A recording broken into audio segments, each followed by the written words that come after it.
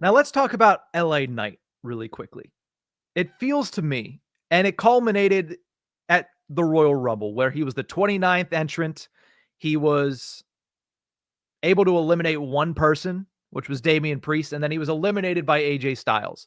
It feels like WWE has officially missed the boat on LA Knight. It feels like something needs to happen for LA Knight to get back to that position that he was in through a lot of the late 2023 and early 2024, because it feels like at this point, he's just lost all of his momentum. He was the fan favorite for a long time. He was insanely over. Whenever you would hear his music hit, everybody would freak out, similar to what you're seeing with Jey Uso right now. Right? LA Knight was that guy and now has been supplanted by Jey Uso. And I think that's because of a couple of reasons. For one, whenever he started to get that momentum, it took way too long to build him to being a United States champion. And then once he got the title, I think the WWE overcorrected in response to what everybody thought about Logan Paul's US title reign, and it affected LA Knight. Logan Paul was this United States champion who took it off of the Hall of Famer Rey Mysterio and then never defended it. He defended it on the Royal Rumble. He defended it at Mania, and I think that might have been it. The third time he went to defend it was not until SummerSlam when he went up against LA Knight. Now, Knight won that one. It was a great match. I liked it. I think it was a lot to do with the fact that it was in Cleveland, and I think Logan Paul showed out in a big way, and then LA Knight going over. Everybody was excited. They finally gave him gold. After that, the reign started slow. Like I said, they overcorrected.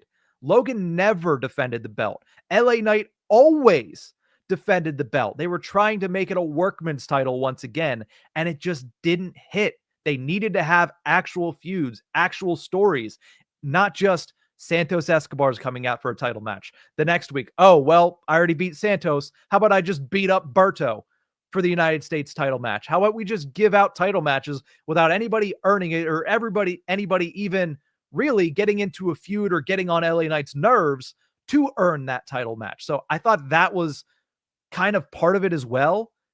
And then the worst part of it all was he finally started to gain momentum. They tapped into what everybody was excited about, which was the Carmelo Hayes versus Andrade best of 7 series. And then all of a sudden made those two look at LA Knight and want to go after the US title. His retention in that triple threat match to me was whenever I started paying attention to LA Knight's US title reign and enjoying LA Knight's US title reign. And then right after that, he drops the title to Shinsuke Nakamura. Quickly, I might add. Nakamura comes back. I believe he had one match where he won, and then he wins the United States title at Survivor Series. I didn't like that. And because of that, and the reaction to it, because he's kind of fallen and faded into the back a little bit since losing the title, he felt out of place at the Royal Rumble.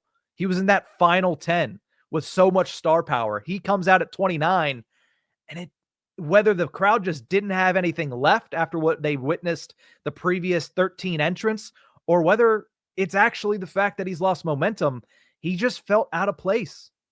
Yeah, there's a lot of star power that was in that ring.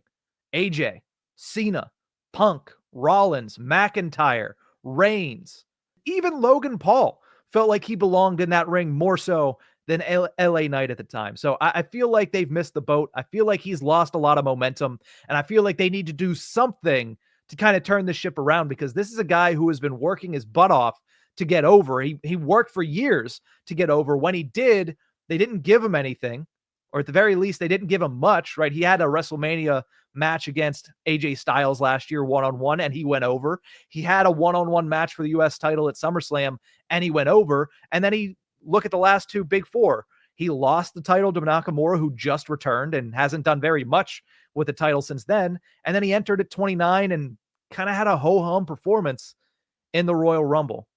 So they need to do something with him. And the question then comes up, because that's the time of year it is, where does he fit on this year's WrestleMania card? I don't know. A year after having a singles feud with AJ Styles, I'm not sure where he fits on the WrestleMania 41 card. Does he go after Shinsuke Nakamura and try to get the US title back? Maybe, but that doesn't really entice me as a one-on-one feud. Does that become a multi-man ladder match that includes guys like Carmelo, guys like Andrade? I feel like that would be great for them.